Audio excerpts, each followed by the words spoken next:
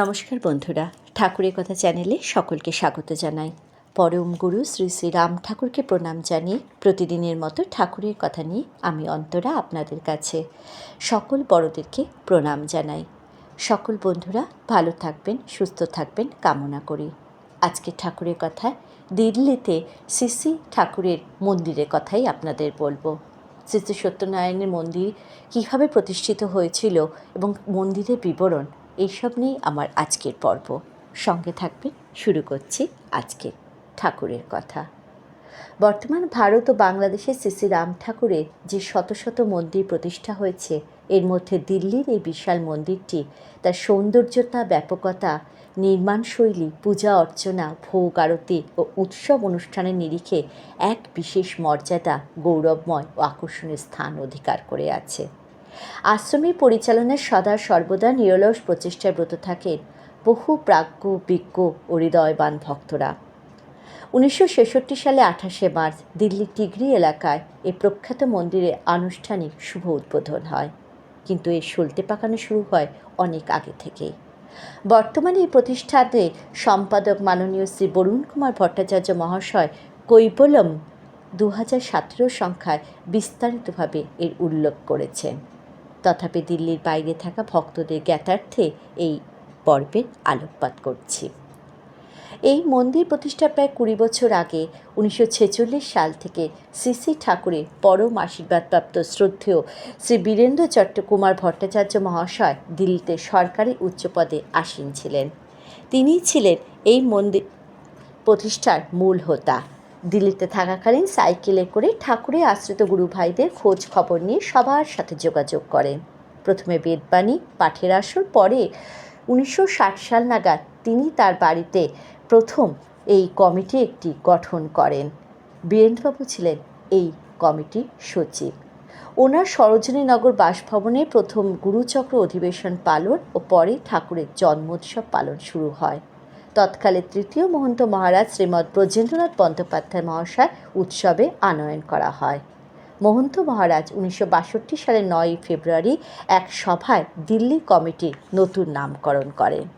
সেই থেকে দিল্লিতে ভক্তদের জন্য একখানা মিলন স্থান বা মন্দির করার জন্য গুরু ভাইরা বিশেষভাবে জায়গার খোঁজ ও অর্থ জোগাড়ের চিন্তা ভাবনা শুরু করেন।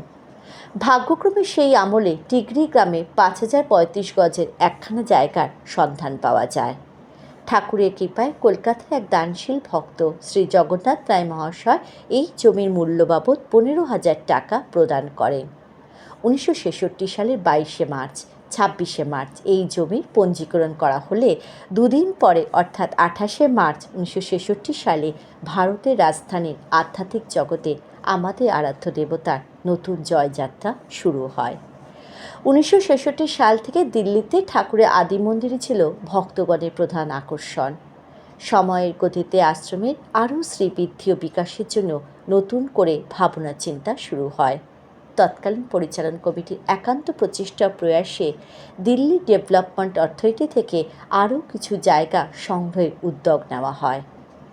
সভাপতি শ্রী বিশেশ্বর চট্টোপাধ্যায় মহাশয় পরিচিত ও সুহৃদ ব্যক্তি ছিলেন তৎকালীন দিল্লির লেফটেন্যান্ট গভর্নর সম্মানিত জগমোহন মালহোত্রা IAS।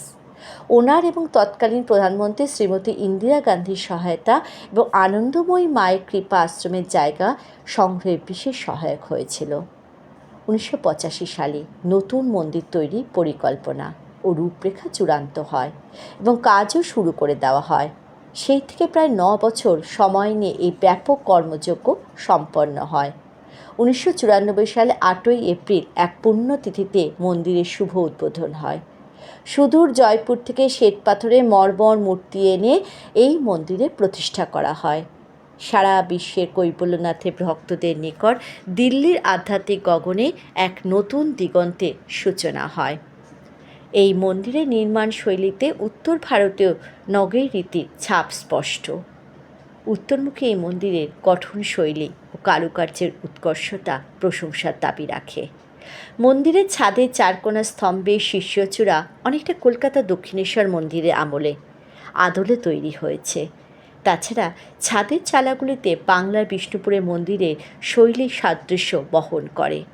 দরজা জানলার ওপর খিলান প্রযুক্তির রীতিতে করা হয়েছে। প্রাথমিকভাবে মন্দির গৈরিক ও বাংলার পোড়ামাটির ইটের রং করে সাজানো হয়েছিল, কিন্তু পরবর্তী সময় পুরো মন্দিরটি সাদা রং করে শ্বেত শুভ্র করে প্রস্ফুটিত করা হয়েছে।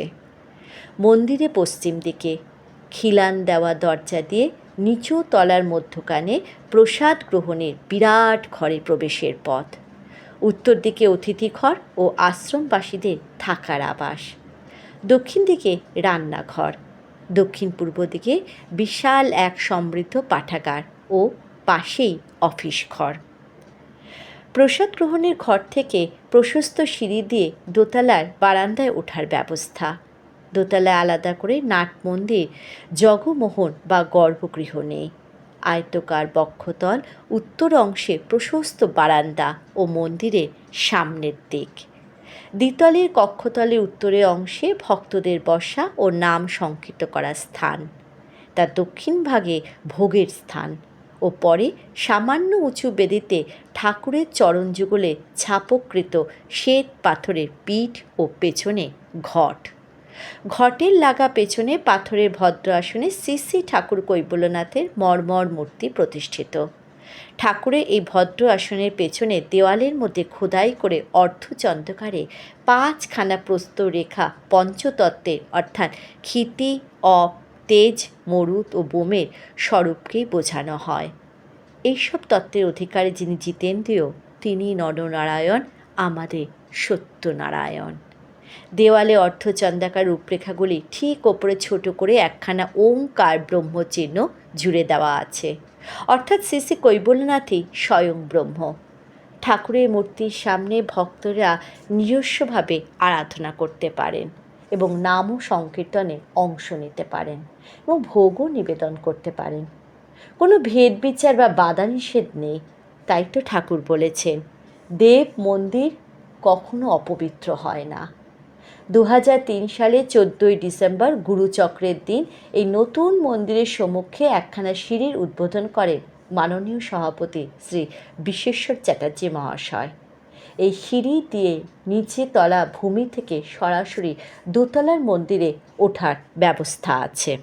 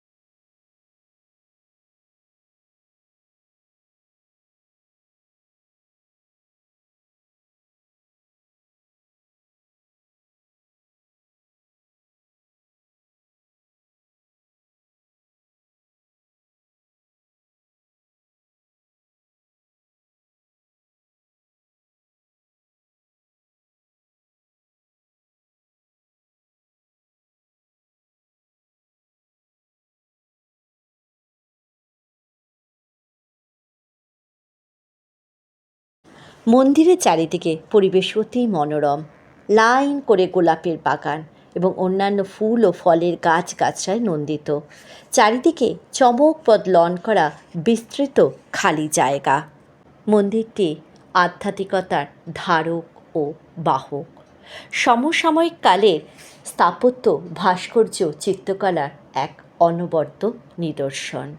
জয় রাম, জয় গোবিন্দ।